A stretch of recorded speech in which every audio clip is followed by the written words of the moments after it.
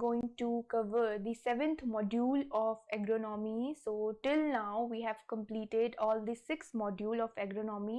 तो चलिए स्टार्ट करते हैं आज का 7th मॉड्यूल। देखिए 7th मॉड्यूल के अंदर आज जो क्रॉप हम कवर करने वाले हैं दैट इज पोटैटो। पोटैटो को कवर करेंगे। देखिए पोटैटो जो है एक कमर्शियल क्रॉप है, कमर्शियल क्रॉप एज वेल आ कैश क्रॉप। देखिए एग्रोनॉमी के जो 5th और 6th मॉड्यूल मैंने डिस्कस करे उसके अंदर I have described that what is commercial crop and what is cash crop. तो जब आप वो मॉड्यूल्स विजिट करेंगे तो you will get to know what is actually the commercial crop and the cash crop. तो चलिए आगे बढ़ते हैं। पोटैटो जो कि एक वेजिटेबल क्रॉप है, लेकिन जो है ये एक कमर्शियल क्रॉप होने के साथ साथ जो है एक वेजिटेबल क्रॉप भी है, तो इसीलिए जो है इसे एग्रोनॉमी के सेक्शन में डिस्कस कर रहे हैं। तो एग्रोनॉमी में पोटैटो के बारे में जो हम डिस्कस करेंगे आज। पोटैटो जो है सोलेनम ट्यूबरसम इसका बोटानिकल नेम है। It belongs to family Solanaceae family. देखिए ये सोलेनेसी फैमिली को बिलोंग करता है। सोलेनेसी फैमिली को बिलोंग करने वाले और भी वेजिटेबल क्रॉप्स हैं जैसे ब्रिंजल, चिली, ये भी जो है सोलेनेसी फैमिली को बिलोंग करते हैं। तो देखिए पोटैटो का जो ओरिजिन सेंटर है वो है south America. South America Peru को जो है पोटैटो का ओरिजिन सेंटर माना जाता है। और पेरू, लीमा पेरू में जो पोटैटो का इंटरनेशनल इंस्टीट्यूट है, इंटरनेशनल पोटैटो सेंटर, वो आपका लीमा पेरू में सिचुएटेड है। और इंडिया का जो है आपका central potato research institute CPRI जिसे कहते हैं बेसिकली, ये आपका शिमला हिमाचल प्रदेश में सिचुएटेड है। ठीक है, तो आपको जो है पर्टिकुलर क्रॉप के रिगार्डिंग इंस्टीट्यूट भी एग्जाम में पूछे जाते हैं, तो इसीलिए जो है आपको वो पर्टिकुलरली मेंशन करके बताए जाते हैं जो इंपॉर्टेंट होते हैं। तो देखिए फैमिली जो है सोलेनेसी फैमिली है, मैं आपको बता चुकी हूँ। इसका क्रोमोसोम नंबर होता है 48, 2N जो है 4X, 48 इसका क्रोमोसोम नंबर है। देखिए पोटैटो के रिगार्डिंग एक इरिश फेमाइन नाम से जो है 1845 में जो है एक फेमाइन आई थी, मतलब जो डिजास्टर फेमाइन आपदा जिसे कहते हैं, ये 1845 में। ठीक है, ये जो है फेमाइन बेसिकली अकाल जिसे कहा जाता है हिंदी में। तो 1845 में जो फेमाइन आपकी इरिश फेमाइन के नाम से जानी जाती है, वो ड्यू टू पोटैटो में लेट ब्लाइट जो डिजीज होती है उसके कारण पोटैटो की फसल को बहुत ज़्यादा नुकसान जो पहुंचता है। तो due to late blight of potato Irish famine cause हुआ था 1845 में। ये भी एक इम्पॉर्टेंट क्वेश्चन है। तो इरिश फेमाइन के नाम से जो है ये जानी जाती है, जो कि पोटैटो जो है वो आयरलैंड का स्टेपल फूड है, स्टेपल फूड ऑफ आयरलैंड। अब देखिए जो पोटैटो है एक सेल्फ पॉलिनेटेड क्रॉप है, सेल्फ पॉलिनेटेड क्रॉप है और बेसिकली जो है वेजिटेटिवली जो है इसका प्रोपोगेशन किया जाता है, वेजिटेटिवली जो है ये फील्ड में लगाई जाती है पोटैटो को। ठीक है, और एक जो है टेम्परेट रीजन की बेसिकली ये क्रॉप है, temperate region crop, cool season crop है पोटैटो। ये जो है जो पोटैटो है ये बेसिकली लॉन्ग डे क्रॉप होती है, but it is treated as a short day plant. इसको जो ट्रीट किया जाता है as a short day plant जो है ट्रीट किया जाता है। ठीक है, और पोटैटो को अराउंड 16 to 17 सेंचुरी के बीच में जो है पोर्तुगीज ने इंडिया में इंट्रोड्यूस किया था। देखिए बहुत सारे कहीं पे जो डेटा है वेरी करता है, कहीं पे 16th सेंचुरी होगा, कहीं पे 17th सेंचुरी होगा। तो बेसिकली जो है इसके बीच का पीरियड हम मान सकते हैं कि पोटैटो को इंट्रोड्यूस करने का जो पीरियड है 16 to 17 सेंचुरी के बीच में जो है पोर्तुगीज ने पोटैटो को इंडिया में इंट्रोड्यूस किया था। अगर दोनों ही जो है सेंचुरीज आपको पता होंगी तो एग्जाम में आंसर को ऑप्ट करना जो है आपके लिए इजी होगा। फाइन, तो ये था इसका इंट्रोडक्शन।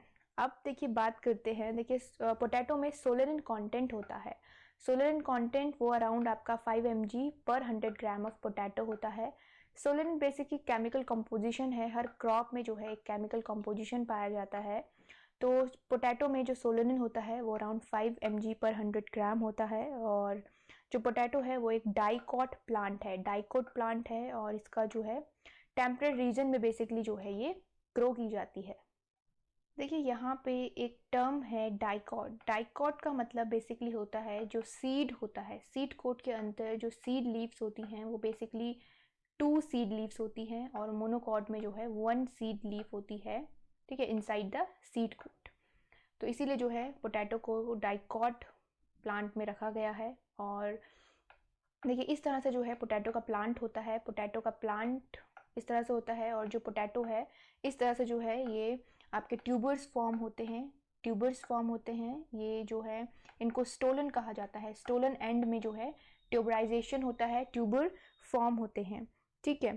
तो देखिए ये जो प्लांट है, देखिए ये इसका फ्लावर पोर्शन है, ये इसकी लीव्स हैं, और ये जो है अंडरग्राउंड पोर्शन होता है। ये जो ग्रीन पार्ट है this is a portion which is above the ground and this is the portion which is under the ground, ठीक है।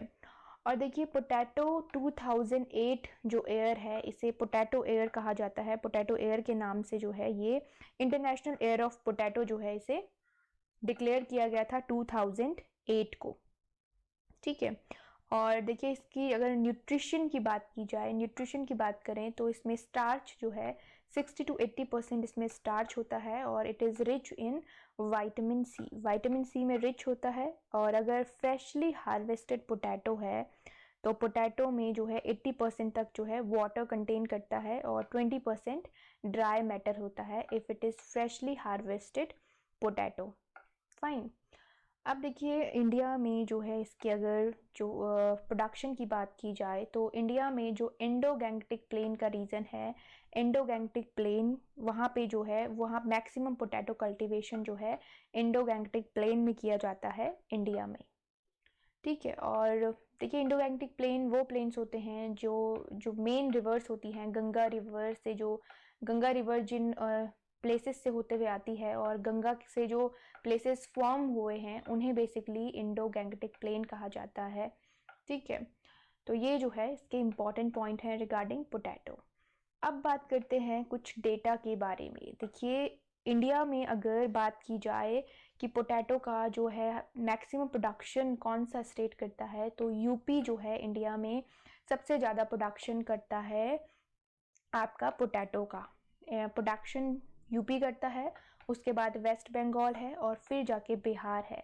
तो ये 3 लीडिंग स्टेट हैं जो कि पोटैटो का हाईएस्ट प्रोडक्शन करते हैं इंडिया में, ठीक है।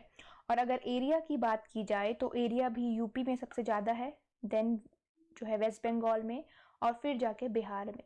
तो तीनों स्टेट जो हैं वो एरिया में भी जो है लीड कर रहे हैं, और प्रोडक्शन में भी जो है लीड कर रहे हैं, ठीक है। तो ये जो है विद इन द इंडिया का जो डेटा है वो है यूपी लीडिंग स्टेट है, और यूपी जो है वो ओवरऑल वेजिटेबल में भी जो है लीड कर रहा है।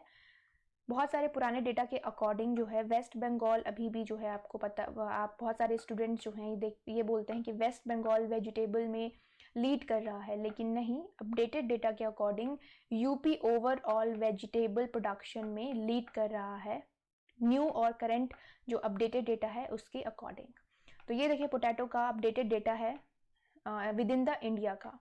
अब देखिए बात करते हैं कि पोटैटो को एक्सपोर्ट जो इंडिया करता है, इंडिया की जो एक्सपोर्ट डेस्टिनेशन है, ठीक है, वो कौन कौन सी हैं। देखिए नेपाल, श्रीलंका और ओमान, ये 3 कंट्री है जहाँ पे जो इंडिया है पोटैटो को एक्सपोर्ट करता है। तो ये आप याद रखेंगे, नेपाल, श्रीलंका एंड ओमान। तो ये 3 कंट्री हैं जो कि इम्पॉर्टेंट हैं एग्जाम पॉइंट ऑफ व्यू से। तो ये डेटा के रिगार्डिंग जो है याद रखने वाली चीज़ें हैं, एक्सपोर्ट डेस्टिनेशन और कौन सा स्टेट जो है हाईएस्ट प्रोडक्शन करता है पोटैटो का। फाइन। तो चलिए मूव करते हैं नेक्स्ट स्लाइड की तरफ। चलिए नेक्स्ट बात करते हैं पोटैटो की क्लाइमेटिक रिक्वायरमेंट के बारे में। देखिए पोटैटो मैंने आपको बताया टेम्परेट रीजन की क्रॉप है, बेसिकली कूल सीजन क्रॉप है, तो लो टेम्परेचर बेसिकली जो है पोटैटो फेवर करता है, लो टेम्परेचर। अब देखिए जो टेम्परेचर है वो भी डिफरेंट डिफरेंट ग्रोथ स्टेजेस के लिए जो है डिफरेंट टेम्परेचर होता है। बेसिकली जो पोटैटो होता है वो सी लाइन से स्नो लाइन तक जो है ग्रो हो सकता है अगर सफिशिएंट मॉइस्चर और फर्टाइल सॉइल जो है अवेलेबल है, तो पोटैटो को सी लाइन से स्नो लाइन तक बेसिकली ग्रो किया जा सकता है, ठीक है। और ये जो है जो पोटैटो की जो क्रॉप्स होती हैं वो रीजन टू रीजन वेरी करती हैं। अगर हम प्लेन्स की बात की जाए तो प्लेन्स में जो है as a winter crop potato को ग्रो किया जाता है, और अगर नॉर्दर्न हिल्स की बात की जाए तो यहाँ पे जो है समर क्रॉप एज अ जो है पोटैटो को लिया जाता है। ठीक है, और कुछ प्लेसेस ऐसे हैं जैसे नीलगिरी की बात करें, अगर नीलगिरी हिल्स की बात करें तो यहाँ पे 3 क्रॉप्स जो है with in the air potato की ग्रो की जाती हैं नीलगिरी में। ठीक है, तो ये जो है जो इसका प्रोडक्शन है, जो कल्टीवेशन है, वो वेरी करता है region to region and place to place according to climatic conditions और अदर फैक्टर्स के अकॉर्डिंग जो है इसे डिसाइड किया जाता है। तो अब देखिए जो टेम्परेचर रेंज है, देखिए ऑप्टिमम टेम्परेचर जो डेली टेम्परेचर होता है 18 to 20 degree Celsius, 18 to 20 degree Celsius optimum daily temperature होता है, और जो नाइट टेम्परेचर होता है वो लेस देन 50 डिग्री सेल्सियस जो है नहीं जाना चाहिए, 50 डिग्री सेल्सियस से ऊपर जो है वो मेंटेन रहना चाहिए, या अप टू 15 डिग्री सेल्सियस जो है वो बेसिकली होना चाहिए। ठीक है, 15 degree Celsius, less than 15 degree Celsius जो है ये नहीं जाना चाहिए। 15 डिग्री सेल्सियस तक अगर मेंटेन रहेगा तो जो है ये प्रोडक्शन के लिए एक प्लस पॉइंट होगा, एक एडवांटेज होगा। अगर उससे नीचे जाता है तो ट्यूबराइजेशन जो है वो अफेक्ट होने लगता है। अब देखिए अगर वेजिटेटिव ग्रोथ की बात की जाए तो वेजिटेटिव ग्रोथ के लिए 24 डिग्री सेल्सियस टेम्परेचर जो है फेवरेबल टेम्परेचर है। और अगर सॉइल टेम्परेचर की बात करते हैं तो देखिए नॉर्मल ट्यूबर ग्रोथ के लिए अराउंड 15 से 18 डिग्री सेल्सियस तक का सॉइल टेम्परेचर जो है वो ऑप्टिमम है। और अगर फेवर्ड की बात की जाए या प्रेफरेबल की बात की जाए तो around 20 degree Celsius soil temperature जो है पोटैटो के लिए सुटेबल होता है। ठीक है, अब देखिए जो रेंज होती है ट्यूबराइजेशन की, अगर ट्यूबराइजेशन हो रहा है तो ट्यूबराइजेशन के टाइम पे एक रेंज ऑफ टेम्परेचर या एक पर्टिकुलर टेम्परेचर मेंटेन होना जो है बहुत ही ज़रूरी है, क्योंकि अगर ट्यूबराइजेशन इफेक्ट होने लगता है डायरेक्टली टेम्परेचर के फ्लक्चुएशन से। देखिए ट्यूबराइजेशन के टाइम पे एक रिस्ट्रिक्टेड जो टेम्परेचर है उसका मेंटेन रहना बहुत ही नेसेसरी है। देखिए तो बिलो 10 डिग्री और अबव 30 डिग्री सेल्सियस टेम्परेचर जो है वो नहीं राइज करना चाहिए। अगर जो है 10 डिग्री सेल्सियस के नीचे टेम्परेचर जाता है तो डायरेक्टली जो है जो ट्यूबर की ग्रोथ है वो अफेक्ट होती है, और अगर बियॉन्ड 30 डिग्री सेल्सियस जाता है तो भी जो है वो हार्मफुल कंडीशंस जो है ट्यूबर के लिए कॉज करने लगता है। तो बेसिकली ये जो है मिनिमम और मैक्सिमम टेम्परेचर है। फाइन, तो ये जो है क्लाइमेटिक रिक्वायरमेंट है पोटैटो के लिए। अब बात करते हैं सॉइल की। देखिए सॉइल जो है फर्टाइल और वेल ड्रेन्ड सॉइल जो है बेसिकली पोटैटो प्रिफर करता है for the better growth and development. अब देखिए जो सॉइल है वो sandy loam soil to clay soil तक जो है पोटैटो ग्रो हो सकता है। In wide range of soil में जो है पोटैटो को ग्रो किया जा सकता है, बट जो मोस्ट प्रेफरेबल सॉइल होती है लाइट सॉइल जो है पोटैटो प्रेफर करता है for the growth and development. ठीक है, तो देखिए जो मोस्ट प्रेफरेबल सॉइल्स होती हैं वो बेसिकली सैंडी लोम सॉइल या मीडियम लोम सॉइल्स होती हैं जो कि सुटेबल होती हैं पोटैटो के ग्रोथ एंड डेवलपमेंट के लिए। मैंने आपको इंडोगैंगटिक रीजन बताया कि मैक्सिमम प्रोडक्शन जो है पोटैटो का इंडोगैंगटिक रीजन में होता है। तो बेसिकली इंडोगैंगटिक रीजन में जो है सैंडी लोम सॉइल्स और लोमी सॉइल्स पाई जाती हैं, या जो है एलुवियल सॉइल्स बेसिकली जो है इंडोगैंगटिक रीजन में पाई जाती हैं। तो वो सॉइल्स जो है फेवर करती हैं पोटैटो के प्रोडक्शन को। तो पोटैटो जो है बेसिकली लाइट सॉइल प्रेफर करता है, वेल ड्रेन्ड सॉइल प्रेफर करता है with the rich organic matter. ठीक है, तो ये जो है उसके प्रोडक्शन को फेवर करती हैं। और एल्कलाइन और सेलाइन सॉइल के लिए जो है पोटैटो जो है सेंसिटिव है, ये इसके कल्टीवेशन के लिए सुटेबल नहीं होती है। तो अगर इलेक्ट्रिकल कंडक्टिविटी अगर सॉइल में बढ़ रही है तो पोटैटो का प्रोडक्शन जो है वो डायरेक्टली इन्फ्लुएंस होता है। ठीक है, अगर लेस देन 4 है electrical conductivity, less than 4 around 1.7 है इलेक्ट्रिकल कंडक्टिविटी, तो जो है पोटैटो के प्रोडक्शन को कोई हार्म नहीं पहुंचेगा, 0% लॉस अराउंड जो है क्रॉप को होगा। लेकिन अगर 1.7 से इंक्रीज़ कर रही है या जो है इससे ज़्यादा इलेक्ट्रिकल कंडक्टिविटी अगर इंक्रीज़ होती है सॉइल में तो ये जो है क्रॉप को लॉस करना स्टार्ट कर देती है। तो देखिए एल्कलिनिटी और सैलिनिटी जो है हार्मफुल है पोटैटो के लिए। और देखिए जो पीएच है, देखिए the well suited acidic pH soil के लिए जो है, जो पीएच है वो स्लाइटली एसिडिक 5 to 6.5 जो है पीएच प्रेफर करता है potato for better growth and development. ठीक है, एसिडिक बेसिकली एसिडिक पीएच को जो है प्रेफर करता है। So this is all about the climate and the soil for potato. Now will move to next slide. चलिए नेक्स्ट बात करते हैं पोटैटो की वैरायटीज़ के बारे में। बेसिकली 3 ग्रुप्स हैं पोटैटो की वैरायटीज़ के, early, medium and late variety. देखिए early, medium and late variety जो वैरायटीज़ हैं ये बेसिकली डिपेंड करती हैं बहुत सारे फैक्टर्स पे, according to climate, according to soil conditions, according to purpose जो है इन्हें बेसिकली ग्रो किया जाता है, और डिफरेंट डिफरेंट प्लेसेस में डिफरेंट डिफरेंट कंडीशंस के अकॉर्डिंग जो है ये वैरायटी जो हैं ऑप्ट की जाती हैं। तो बेसिकली ये बहुत सारे फैक्टर्स पे जो है ये डिपेंड करती हैं कि कौन सी वैरायटी को जो है ग्रो करना चाहिए। अगर कमर्शियल लेवल पे ग्रो हो रही है तो अर्ली, अगर उसकी रिक्वायरमेंट है तो अर्ली वैरायटीज़ को ग्रो किया जाता है, या अगर जो रिक्वायरमेंट है मार्केट में वो लेट तक चलती है तो फिर लेट वैरायटीज़ तक जो है कल्टीवेशन किया जाता है। तो ये बेसिकली बहुत सारे फैक्टर्स पे डिपेंड करता है। अब देखिए जो वैरायटीज़ हैं अर्ली वैरायटीज़ वो कौन कौन सी हैं। देखिए अर्ली वैरायटीज़ जो हैं जो ग्रो की जाती हैं, कितने जो उनका ग्रोइंग पीरियड होता है वो कितने टाइम का होता है। देखिए अर्ली वैरायटीज़ का 90 to 120 डेज़ का जो है ग्रोथ पीरियड होता है, और मीडियम वैरायटीज़ का होता है 120 to 150 डेज़ का, और लेट वैरायटीज़ का होता है 150 to 180 डेज़ का। तो ये बेसिकली जो है 3 ग्रुप हैं जिनके अंदर जो है डिफरेंट डिफरेंट वैरायटीज़ आती हैं। तो ये जो है आप याद रखेंगे, इम्पॉर्टेंट है इन टर्म्स ऑफ पोटैटो। जो वैरायटीज़ हैं अर्ली, मीडियम और लेट, कितना कितना इनका ग्रोथ पीरियड होता है डेज में, ये आप बेसिकली याद रखेंगे। अब मूव करते हैं वैरायटीज़ ऑफ पोटैटो की तरफ। देखिए पोटैटो की जो वैरायटी है कुफरी अलंकार। देखिए बेसिकली जो कुफरी वैरायटीज़ होती हैं ये आपकी जो हैं रिलीज़ होती हैं central potato research institute Shimla, जो कि आपका हिमाचल प्रदेश में है। वहाँ से बेसिकली जो है ये वैरायटीज़ रिलीज़ होती हैं जिनके आगे कुफरी लगा होता है। ठीक है, तो कुफरी अलंकार ये आपकी शिमला से रिलीज़ हुई है पोटैटो रिसर्च इंस्टीट्यूट से, और कुफरी अलंकार जो है आपकी ये एक अर्ली वैरायटी है, और इसे जो है आपका plains of Punjab, Haryana, western UP और जो है बेसिकली सैंडी लोम सॉइल के लिए बेसिकली जो है ये सूटेड वैरायटी है पोटैटो की। Sandy to sandy loam soil के लिए जो है ये बेसिकली बेस्ट वैरायटी है। ठीक है, कुफरी अलंकार।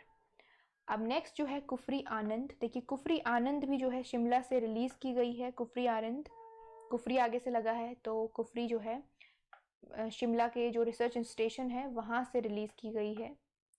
उसके बाद कुफरी बादशाह की बात करें तो कुफरी बादशाह जो है ये आपकी जो है पंजाब, हरियाणा, यूपी, बिहार, वेस्ट बंगाल, मध्य प्रदेश और जो प्लेटू रीजन है इंडिया का, उन रीजन के लिए जो है रिलीज़ की गई है। और जो कुफरी बादशाह है बेसिकली ये जो है कुफरी ज्योति और कुफरी अलंकार का क्रॉस है, कुफरी बादशाह। नेक्स्ट जो है आपकी कुफरी बहार। कुफरी बहार एक अर्ली वैरायटी है और इसे जो है बेसिकली हरियाणा, पंजाब और यूपी, वेस्ट यूपी जैसे एरिया के लिए जो है रिलीज़ किया गया है। तो उन एरियाज़ में जो है ये बेसिकली जो वैरायटी है वो ग्रो की जाती है। तो ये कुफरी बहार। अब देखिए कुफरी चमत्कार की बात करते हैं। कुफरी चमत्कार एक मीडियम ग्रोइंग वैरायटी है, मतलब 120 to 150 डेज़ में जो है इसका ग्रोथ पीरियड है 120 to 150 डेज़। और चमत्कार को यूपी, एमपी, हरियाणा, पंजाब, इन सारे एरियाज़ के लिए जो है बेसिकली इसे रिलीज़ किया गया है। तो इन्हीं सारे एरियाज़ में जो है ये ग्रो की जाती है और एक मीडियम ड्यूरेशन वैरायटी है। ठीक है, नेक्स्ट देखिए, नेक्स्ट कुफरी चंद्रमुखी। देखिए कुफरी चंद्रमुखी जो है ये पंजाब, यूपी, हरियाणा, मध्य प्रदेश, इन सारे एरियाज़ के लिए जो है बेसिकली ये जो है रिलीज़ की गई है और एक अर्ली वैरायटी है। अर्ली मतलब 90 to 120 डेज़ में जो है इसका ग्रोथ पीरियड है 90 to 120 डेज़। ठीक है, और महाराष्ट्र जैसे जो एरियाज़ हैं वहाँ पे भी जो है इसे ग्रो किया जाता है, महाराष्ट्र, वेस्ट बंगाल। तो तो ये थी आपकी कुफरी चंद्रमुखी। अब नेक्स्ट जो है कुफरी चिप्सोना 1। देखिए कुफरी चिप्सोना 1 एंड कुफरी चिप्सोना 2 जो है ये भी जो है शिमला से रिलीज़ की गई है और बेसिकली ये प्रोसेसिंग के लिए यूज़ की जाती है। चिप्स जो प्रिपेयर किए जाते हैं उन वैरायटीज़ के वो सारी वैरायटीज़ जो है उनमें से चिप्सोना 1 और 2 भी है। तो ये प्रोसेसिंग पर्पस के लिए बेसिकली यूज़ की जाती हैं। ठीक है, अब देखिए नेक्स्ट जो वैरायटी है कुफरी गिरिराज। देखिए कुफरी गिरिराज जो है वो नॉर्थ और साउथ इंडिया के लिए बेसिकली जो है रिलीज़ की गई है और ये भी शिमला से रिलीज़ की गई है। नेक्स्ट है कुफरी ज्योति। देखिए कुफरी ज्योति जो है ये हिमाचल प्रदेश और कुमाऊं हिल्स ऑफ उत्तराखंड के लिए जो है बेसिकली ये रिलीज़ की गई है और ये जो है प्लेन्स के लिए भी जो है इसे रिलीज़ किया गया है। बेसिकली उन प्लेसेस के लिए जहाँ पे लेट ब्लाइट ऑफ पोटैटो जो है एक लिमिटिंग फैक्टर है, मतलब वहाँ पे लेट ब्लाइट ऑफ पोटैटो का इतना इन्फेस्टेशन जो है नहीं होता है, तो उन एरियाज़ के लिए जो है कुफरी ज्योति को रिलीज़ किया गया है। तो देखिए ये कुछ जो है इम्पॉर्टेंट वेराइटीज़ हैं पोटैटो की। तो चलिए अब मूव करते हैं नेक्स्ट स्लाइड की तरफ। Here is the next slide और यहाँ पे बात करेंगे पोटैटो के प्लांटिंग टाइम के बारे में। देखिए जो पोटैटो है वो डिफरेंट प्लेसेस में जो है डिफरेंट टाइम पे जो है प्लांट किया जाता है अकॉर्डिंग टू क्लाइमेट और सॉइल। और भी अदर फैक्टर्स जो हैं इसके ऊपर डिपेंड करते हैं, जैसे जो है availability of the planting material या कौन सी वैरायटी जो है वो ग्रो की जा रही है, अर्ली है या लेट है या मीडियम है, उसके अकॉर्डिंग भी जो है ये डिसाइड किया जाता है कि क्रॉप को किस टाइम पे प्लांट करना है। तो देखिए अर्ली जो क्रॉप ग्रो की जाती है वो सितंबर टू अक्टूबर, अराउंड 3 सितंबर से जो है आपके 1 अक्टूबर तक जो है इसकी प्लांटिंग की जाती है अर्ली क्रॉप की। और जो मेन क्रॉप होती है, मेन क्रॉप को जो है 1 अक्टूबर से 3rd वीक ऑफ अक्टूबर तक जो है इसे प्लांट किया जाता है। जैसे जो अर्ली क्रॉप है उसे आपका 3rd वीक ऑफ सितंबर से 1st वीक ऑफ अक्टूबर के बीच जो है प्लांट किया जाता है। चलिए नेक्स्ट देखिए लेट क्रॉप। देखिए जो लेट क्रॉप जो है प्लांट की जाती है वो October to, sorry this is a typing mistake, ये देखिए सितंबर नहीं है यहाँ पे, ये जो लेट क्रॉप ग्रो की जाती है वो 3rd वीक ऑफ अक्टूबर से आपके 1st वीक ऑफ नवंबर तक प्लांट की जाती है। क्योंकि अक्टूबर जो सितंबर अक्टूबर में है वो अर्ली है, तो लेट क्रॉप जो है वो अक्टूबर और नवंबर के बीच जो है प्लांट की जाती है। Basically 3rd week of October से 1st वीक ऑफ नवंबर के बीच जो है प्लांट की जाती है। ये यहाँ पे जो है टाइपिंग मिस्टेक है, तो इसे जो है आप कंसीडर नहीं करेंगे। सितंबर जो है लेट प्लांटिंग में सितंबर नहीं, यहाँ पे नवंबर आएगा। ठीक है, तो ये जो है लेट प्लांटिंग है। अब देखिए अगर हिल्स की बात की जाए तो हिल्स में जो है फरवरी में जो है 3rd वीक ऑफ फरवरी से 2nd वीक ऑफ अप्रैल के बीच जो है प्लांटिंग की जाती है। तो देखिए जो प्लांटिंग है वो रीजन टू रीजन जो है वो बेसिकली वेरी कर रही है। ठीक है, तो ये थी इसका प्लांटिंग टाइम, पोटैटो का प्लांटिंग टाइम। चलिए नेक्स्ट अब बात करते हैं सीड रेट की। देखिए सीड रेट जो है आपका वो साइज़ के अकॉर्डिंग, अगर देखिए लार्ज साइज़ है तो 25 to 30 क्विंटल पर हेक्टेयर जो है सीड रेट लिया जाता है, और अगर मीडियम साइज़ है तो 15 to 20 क्विंटल पर हेक्टेयर। अगर देखिए स्मॉल साइज़ है तो 10 to 15 क्विंटल पर हेक्टेयर, और अगर आउट ट्यूबर्स हैं तो 8 to 12 क्विंटल पर हेक्टेयर जो है इसका बेसिकली सीड रेट लिया जाता है। ठीक है, तो ये तो देखिए साइज़ के अकॉर्डिंग सीड रेट है। अगर देखिए शेप के अकॉर्डिंग है तो अगर राउंड वैरायटी है तो उसका 15 to 18 क्विंटल पर हेक्टेयर जो है सीड रेट लिया जाता है। अगर ओवल वैरायटी है तो 20 to 25 क्विंटल पर हेक्टेयर जो है इसका सीड रेट लिया जाता है। और अगर जो है टीपीएस सीड है, TPS seed basically true potato seed जिन्हें कहा जाता है। ट्रू पोटैटो सीड जो है ये मेथड है for producing seed through the sexual reproduction method.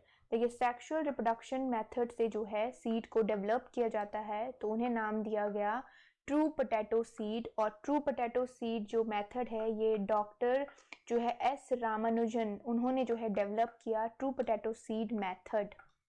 जैसे ट्रू पोटैटो सीड मेथड जो है बेसिकली जो है डेवलप किया गया, इसी तरह से जो है सीड प्लॉट टेक्निक जो है पोटैटो में अडॉप्ट की जाती है। सीड प्लॉट टेक्निक जो है ये सीड प्रोड्यूस करने की एक टेक्निक है जो कि आपकी पुष्कर नाथ ने डेवलप की थी 1965 में, जो कि वायरस फ्री सीड्स होते हैं।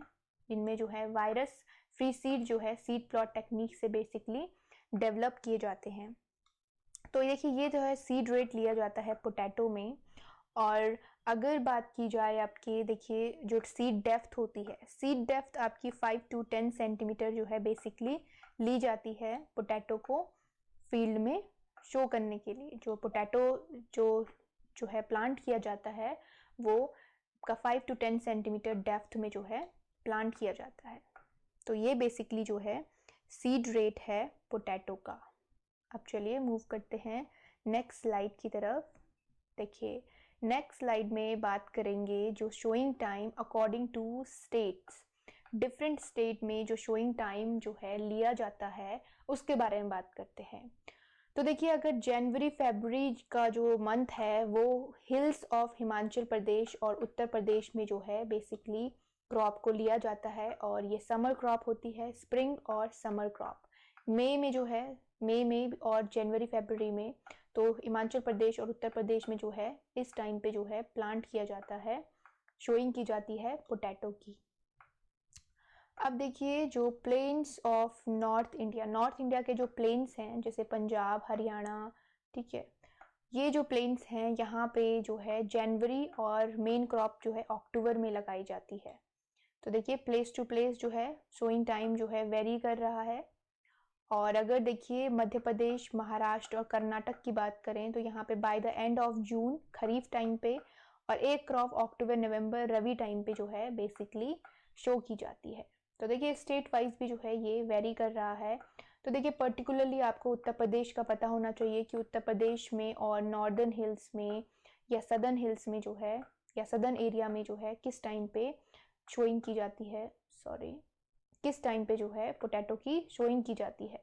देखिए यूपी के पर्सपेक्टिव में इसलिए पता होना चाहिए कि यूपी जो है एक लीडिंग स्टेट है पोटैटो प्रोडक्शन का। और देखिए यहाँ पे जो सदर्न एरिया है आपका मध्य प्रदेश महाराष्ट्र कर्नाटक वाला एरिया है, यहाँ पे इसलिए पता होना चाहिए। देखिए यहाँ पे दो क्रॉप, एक खरीफ क्रॉप एक रबी क्रॉप है, तो यहाँ पे आपको ज़्यादा याद करने का कुछ ज़रूरत नहीं है। अगर आप खरीफ और रबी याद रखेंगे तो आपको मंथ जो हैं वो आपको याद रहेंगे कि खरीफ में कौन से मंथ्स होते हैं और रबी में कौन से मंथ्स होते हैं, ठीक है। तो बेसिकली उत्तर प्रदेश के रिगार्डिंग ये बहुत ही ज़्यादा इंपॉर्टेंट है, उत्तर प्रदेश में किस टाइम पे पोटैटो की शोइंग होती है ये पता होना चाहिए। तो देखिए जनवरी फरवरी और मई के टाइम पे जो है बेसिकली यहाँ पे शोइंग की जाती है। तो ये था आपका according to state sowing time. अब चलिए आगे बढ़ते हैं। तो चलिए यहाँ पे अब प्लांटिंग मेथड की बात करते हैं। देखिए प्लांटिंग मेथड, दो मेथड बेसिकली पोटैटो में अडॉप्ट किए जाते हैं, ridge and furrow method and flat bed method. अब देखिए जो रिज और फुरो मेथड है ये most common and most famous method है in terms of potato production, जिसमें रिजेस फॉर्म की जाती हैं और जो लेंथ होती है रिजेस की वो डिपेंड करती है स्लोप्स और प्लॉट की लेंथ पे। इसी तरह से जो फ्लैट बेड मेथड है इसमें जो है लाइट रिजेस जो हैं वो प्रिपेयर की जाती हैं और लेंथ रिजेस जो हैं वो प्लॉट की लेंथ पे और साइज पे डिपेंड करता है। तो देखिए अब जो ये मेथड होते हैं इनमें जो डिस्टेंस ली जाती है वो किस तरह से ली जाती है। तो देखिए अगर ट्यूबर का डायमीटर जो है 5 to 6 सेंटीमीटर का है तो 60 into 40 centimetre, rho into seat की जो डिस्टेंस होती है, मतलब रो टू रो और सीट टू सीट जो डिस्टेंस होती है 60 into 40 सेंटीमीटर होती है, ठीक है। अगर जो है ये 3.5 to 5 है तो देखिए 60 into 25 होगी। अगर 2.5 to 3.5 सेंटीमीटर है तो it will be 50 into 20 and 60 into 15 centimetre. इस तरह से जो है इसकी डिस्टेंस ली जाती है। तो डिस्टेंस जो है वो साइज के अकॉर्डिंग बेसिकली होती है, ट्यूबर साइज के अकॉर्डिंग, ट्यूबर डायमीटर के अकॉर्डिंग डिस्टेंस को लिया जाता है। तो ये बेसिकली जो है इम्पॉर्टेंट है, स्पेसिंग जो है इम्पॉर्टेंट है क्योंकि कई बार पर्टिकुलर साइज के रिगार्डिंग आपको स्पेसिंग जो है वो पूछी जा सकती है। फाइन, अब चलिए देखते हैं नेक्स्ट स्लाइड। तो है द नेक्स्ट स्लाइड, और नेक्स्ट स्लाइड में हम बात करेंगे फर्टिलाइजर एप्लीकेशन की। देखिए पोटैटो एक हैवी फीडर क्रॉप है। लग्जरी कंजप्शन जो टर्म यूज होता है पोटेशियम के रिगार्डिंग, वो पोटैटो के लिए बेसिकली यूज होता है, पोटैटो के लिए, ठीक है। तो पोटैटो के लिए लग्जरी कंजप्शन जो टर्म है वो पोटेशियम के रिगार्डिंग लग्जरी कंजप्शन पोटैटो के लिए यूज होता है। तो देखिए पोटैटो में जो फर्टिलाइजर हैं वो 100 to 150 नाइट्रोजन, 80 to 100 जो है फॉस्फोरस और 80 to 100 जो है वो पोटेशियम का डोज जो है इसमें पर हेक्टेयर के अकॉर्डिंग दिया जाता है पोटैटो में। और देखिए एक्सेस ऑफ नाइट्रोजन का डोज जो है वो नहीं दिया जाता, क्योंकि वेजिटेटिव जो ग्रोथ होती है वो फिर जो है इसमें इंक्रीज होने लगती है, ये वेजिटेटिव ग्रोथ जो है विग्रस होने लगती है। तो नाइट्रोजन का डोज जो है वो रिस्ट्रिक्टेड और एक मेजर के अकॉर्डिंग जो है मेजरमेंट के अकॉर्डिंग प्लांट को दिया जाता है। So this is all about fertiliser requirement for potato. Fine, next देखिए जो वाटर मैनेजमेंट है। देखिए जो वाटर होता है वो first water application 30 to 35 days after planting जो है पोटैटो को दी जाती है। तो this is basically first application of water जो है 30 से 35 दिन में पोटैटो को दिया जाता है। तो ये जो है वाटर मैनेजमेंट है पोटैटो का। अब देखिए जो एक इम्पॉर्टेंट इंटरकल्चर ऑपरेशन है अर्थिंग अप। देखिए अर्थिंग अप बेसिकली जो प्लेन्स में की जाती है 30 to 45 डेज आफ्टर शोइंग की जाती है पहले, और हिल्स में की जाती है 40 to 45 डेज आफ्टर शोइंग। तो देखिए अर्थिंग अप में जो है बेसिकली ये दो रीजन में जो है अलग अलग टाइम पे अर्थिंग अप की जाती है। और ये जो है ये फर्स्ट अर्थिंग अप होती है। जो सेकंड अर्थिंग अप होती है उसे basically second week after first earthing up किया जाता है। पहली अर्थिंग अप करने के बाद जो आफ्टर सेकंड वीक जो है उसको सेकंड अर्थिंग अप जो है की जाती है, ठीक है। आफ्टर 2 वीक्स जो है सेकंड अर्थिंग अप को किया जाता है पोटैटो में। तो ये जो है इम्पॉर्टेंट है। तो चलिए मूव करते हैं नेक्स्ट स्लाइड की तरफ। है इज द नेक्स्ट स्लाइड, और देखिए नेक्स्ट स्लाइड में बात करते हैं ईल्ड की।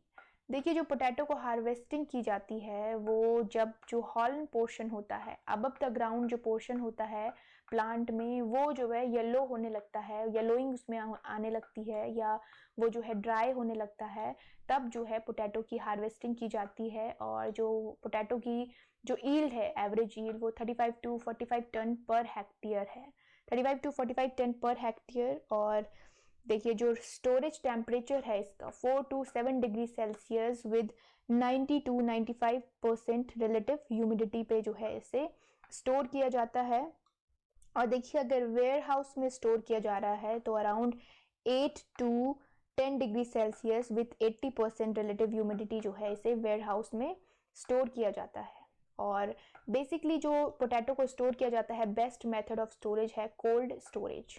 बेस्ट मेथड जो है कोल्ड स्टोरेज मेथड है। और देखिए कोल्ड स्टोरेज में जो टेम्परेचर है वो पर्पस के अकॉर्डिंग यूज़ के अकॉर्डिंग रखा जाता है। देखिए अगर सीड पर्पस के लिए रखा जा रहा है तो 2.4 degree Celsius temperature with 95% relative humidity, और अगर टेबल पर्पस है तो 7 degree Celsius with 98% relative humidity. और प्रोसेसिंग पर्पस के लिए देखिए 8 to 12 डिग्री सेल्सियस टेम्परेचर पे विद 95% रिलेटिव ह्यूमिडिटी जो है पोटैटो को स्टोर किया जाता है इन कोल्ड स्टोरेज। तो देखिए डिफरेंस है एक नॉर्मल टेम्परेचर में और कोल्ड स्टोरेज में। तो आपको क्वेश्चन जो है वो अकॉर्डिंगली पूछा जा सकता है कि कोल्ड स्टोरेज में जो टेम्परेचर होता है फॉर सीड वो कितना होता है, तो 2.4। देखिए ये 2.4 जो है एग्जिट आपको एग्जाम में मैं जब भी कोई भी डाटा आपको बताती हूँ तो वहाँ पर ये चीज़ मेंशन हमेशा करती हूँ कि एग्जिट नहीं पूछेगा। एग्जिट अगर हमने बताया है तो वो जाके एग्जाम में एग्जिट उठा के आपको नहीं पूछ देगा यहाँ पे से, वो आपको राउंड अबाउट फिगर में पूछ सकता है या वो आपको जो है एक रेंज पूछ सकता है, ठीक है। मोस्टली रेंज आपको दी जाती है ताकि आप एग्जाम में कंफ्यूज हो सकें। तो देखिए अगर आपको एक्यूरेट डेटा पता है तो रेंज जो है उसी के बीच की होती है या वो जो है एक आपका मीन डेटा होगा, तो वहाँ पे आप कंफ्यूज नहीं होंगे। तो देखिए यहाँ पे कोल्ड स्टोरेज जो टेम्परेचर है वो डिफरेंट है और नॉर्मल स्टोरेज टेम्परेचर या वेयर हाउस जो टेम्परेचर होता है वो डिफरेंट है। तो ये इम्पॉर्टेंट है, इसको आप याद रखेंगे और इसका कंफ्यूज नहीं होंगे यहाँ पे। तो ये था आपका टेम्परेचर, स्टोरेज टेम्परेचर। चलिए नेक्स्ट देखिए, जो हार्वेस्टिंग के बाद ग्रेडिंग की जाती है पोटैटो की, उसके बारे में बात करते हैं। देखिए ग्रेडिंग, जिसमें जो है साइज और अकॉर्डिंग टू शेप जो है पोटैटो को शॉर्ट किया जाता है, शॉर्टिंग की जाती है। तो उसमें जो साइज सिलेक्ट होते हैं, स्पेशल साइज, फुल साइज और राशन साइज। देखिए जो स्पेशल साइज है वो 8 सेंटीमीटर डायमीटर का होता है, और जो फुल साइज होता है वो होता है 3 to 5 सेंटीमीटर डायमीटर का, और जो राशन साइज होता है 2.5 सेंटीमीटर डायमीटर का बेसिकली होता है। तो ये 3 टाइप की ग्रेडिंग है जो अकॉर्डिंग टू पर्पस और अकॉर्डिंग टू मार्केट डिमांड जो है इसे किया जाता है। जो पैरामीटर्स होते हैं, अकॉर्डिंग टू पैरामीटर जो है इन्हें क्लासिफाइड किया जाता है। तो ये बेसिकली ग्रेडिंग है, ये इंपॉर्टेंट है, एग्जाम में जो है इसके रिगार्डिंग क्वेश्चंस आते हैं।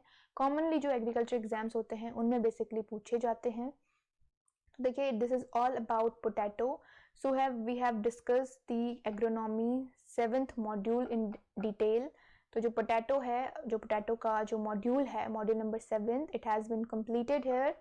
तो चलिए जो पोटैटो है वो कंप्लीट होता है। I hope you guys will understand it as well. तो मिलते हैं नेक्स्ट टॉपिक में।